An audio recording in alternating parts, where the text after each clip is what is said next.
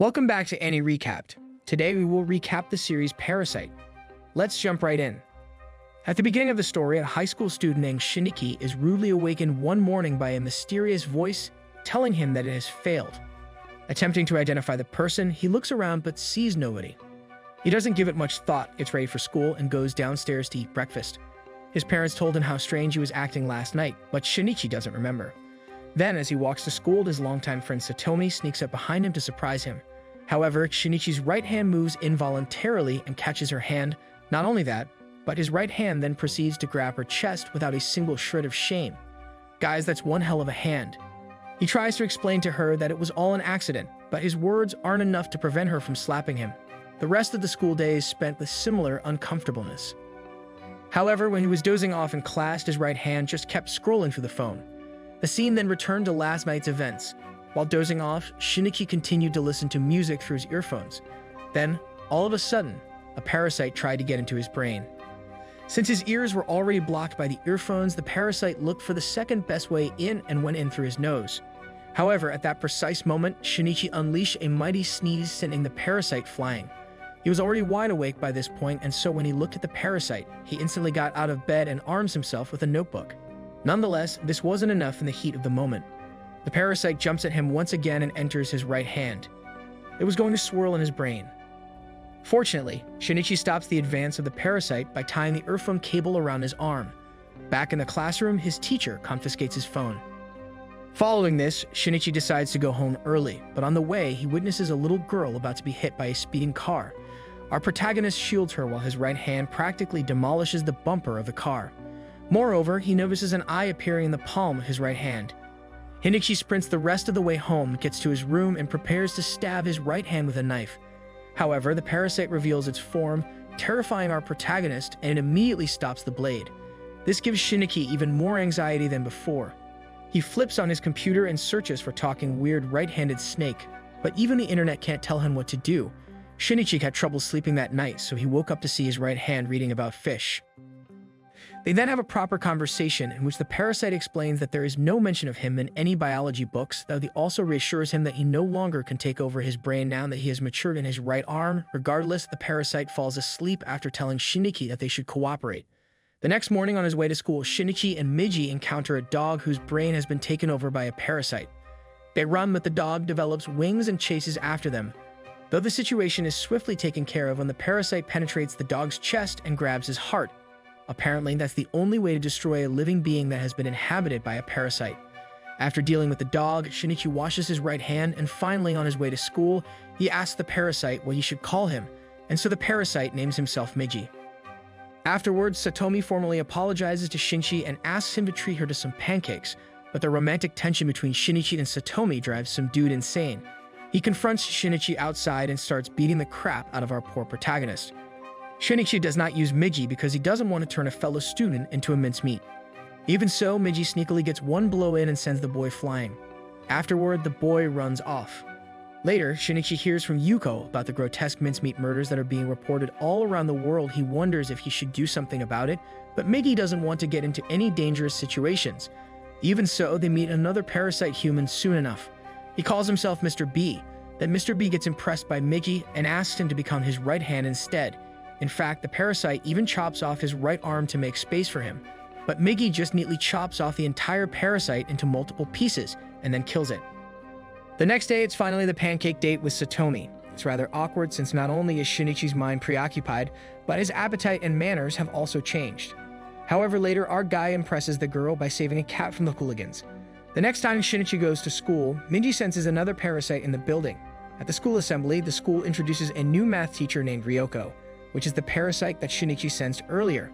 At that moment, Ryoko can also sense Miji's presence within Shinichi. When Shinichi goes to her office to confront her, she reassures him and tells him that there is no need to be so tense. In fact, she also suggests meeting her at a different location. After school, they meet at a cafe, and Ryoko brings another parasite along with her, whom she refers to as Mr. A. The conversation gets directly to the issue when she tells Shinichi about how she slept with Mr. A and became pregnant, and even though they are parasites, their baby is biologically human. Ryoko then tells Shinichi that there is no reason for them to be enemies, but that if he does end up posing a threat to her, he should know that she is capable of killing every student in a classroom in 3 seconds. The next day, Ryoko is teaching them math, but at that precise moment, both Shinichi and Ryoko notice that another parasite is coming into the building. It ends up being Mr. A, who then goes on a killing spree. Right away, things get very chilly and violent with teachers and students all being brutally murdered. Everyone is scared, while Shinichi gets worried as well, but the best plan his partner Meiji can come up with is to use the other students as a meat shield while sneaking up on Mr. A.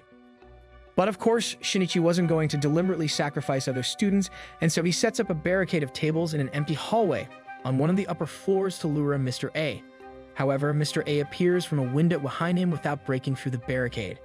After mocking Shinichi for trapping himself, Mr. A and Shinichi begin their fight, and it's revealed that Migi is going to be taking on the defensive role while Shinichi will be the one on the offensive. This is only possible because Mr. A underestimates the independence between the two. Our nerdy protagonist then steals his nerves and begins walking closer and closer toward Mr. A, who thinks that he is practically useless and only needs to worry about Migi. Because of this, Shinichi stabs him through a major artery close to the heart with a chair leg Migi supplied him with earlier. Mr. A manages to stop the bleeding somewhat and begins to walk away. Minnie then tells him to follow up and finish him, which our innocent protagonist wasn't too interested in doing as he doesn't want to be a murderer, but Migi tells him that he's not a person anymore. As Mr. A stumbles away, he is shaken that he has been fatally injured by a mere human, and as a last resort, he wishes to find and share a host with Ryoko. But as he finds her room, we see that she has set up a little goodbye present for him. Some time passes and the school eventually reopens. Still, due to the scandalous nature of Ryoko's expecting a child and being unmarried, while not even revealing who the father is, suspicions begin to arise. After being confronted by the school board about it, Ryoko quits her job as a teacher. Afterward, she discusses with Shinichi that she is no longer going to be role-playing as Ryoko, and that there isn't going to be anyone safe from her anymore. Shinichi then asks her why she has to devour humans to continue living, pointing out that Migi doesn't need to do that at all. She then admits the fact that all animals have instincts, and the instinct of the organisms is to devour all of mankind. She then prepares to kill Shinichi but stops when she notices that there has been a change in his body and he is no longer a pure human. Later that night, Ryoko's mother comes to visit her but instantly realizes that her daughter is no longer the person she used to know. She then goes to call the police. However, her action causes Ryoko to kill her. The next morning, Shinichi's parents reveal that they are planning to go on a trip to the countryside, but Shinichi is against it because of the mincemeat murders that have been going on recently. As he walks out to school, his parents begin to wonder if there's anything he's keeping from them, and his mother remembers saving him from being scorched by hot oil in his childhood, sustaining and burn herself in the process.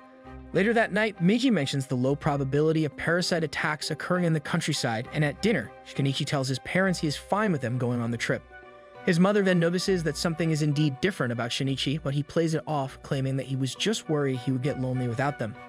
The next day, they leave for their little adventure elsewhere, and we see Ryoko feeling her baby move in her womb while overlooking the city. Meanwhile, we see a pair driving out of the city up towards a good lookout spot. When the woman starts asking the man about the purpose of a seatbelt, the man begins to laugh at the fact that she might have never been in a car before, and as she tries to put it around herself, he tries to help her out. However, he doesn't see the bend in the road up ahead until it's too late. After the crash, she's thrown through the window and claims that all of her organs have been destroyed, and it is revealed that she's also a parasite.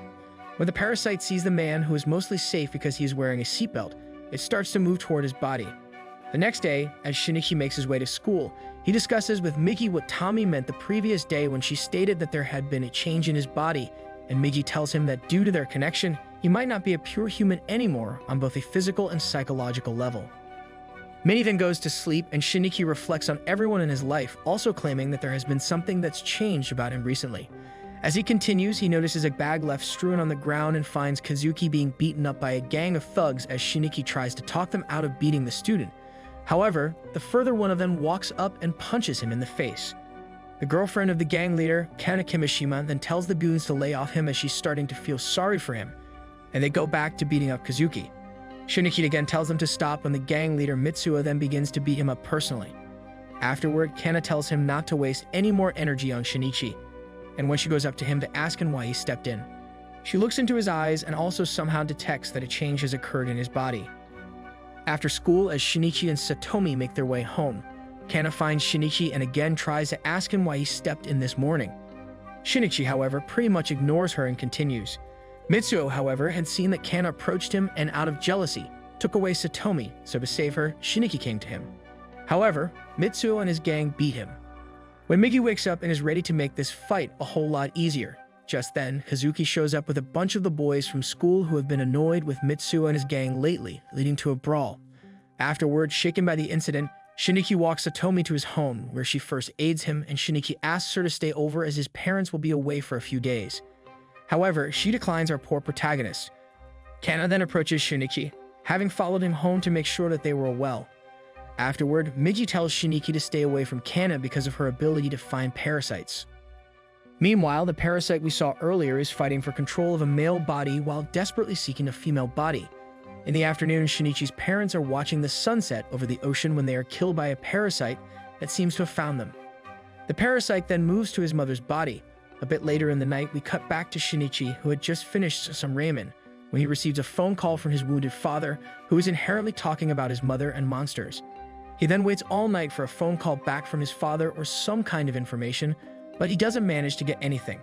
He then starts to blame Migi due to it having said that they're going away would most likely be fine, and he regrets having kept all of this a secret from his parents in the first place. Migi then states that another one of its kind is nearby, and they both prepare for battle as it stops near the front door of the house. Shinichi goes to confront it, and when it unlocks the door and walks in, it is revealed to be Shinichi's mother, who is delirious and unable to accept the fact that his mother has been murdered and taken over. He holds a knife at Migi, which prevents it from attacking her. The parasite then states it plans to make sure his father is dead.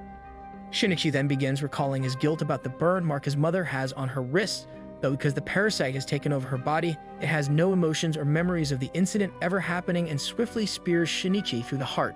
Shortly after, as Shinichi falls to the ground, the parasite controlling his mother tells Migi that its host has died instantly, and it soon follows, stating that this is a deserving fate for one who has controlled an arm instead of the head, and afterward, the parasite leaves.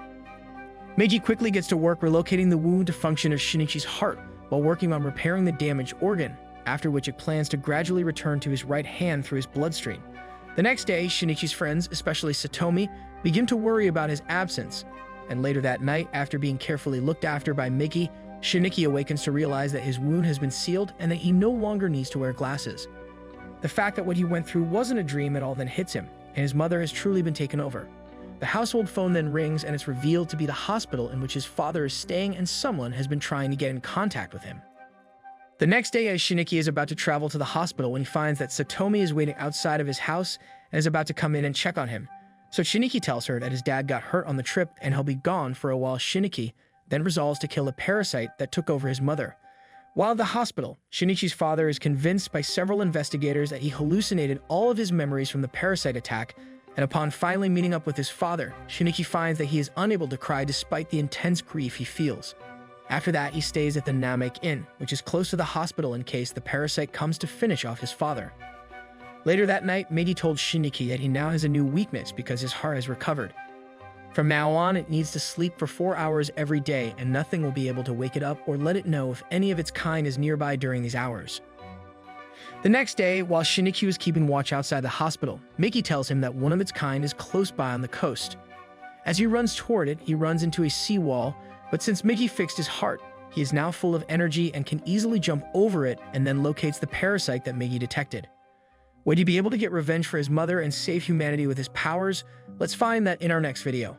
For now, make sure to subscribe for more similar content. You've been fantastic. Bye.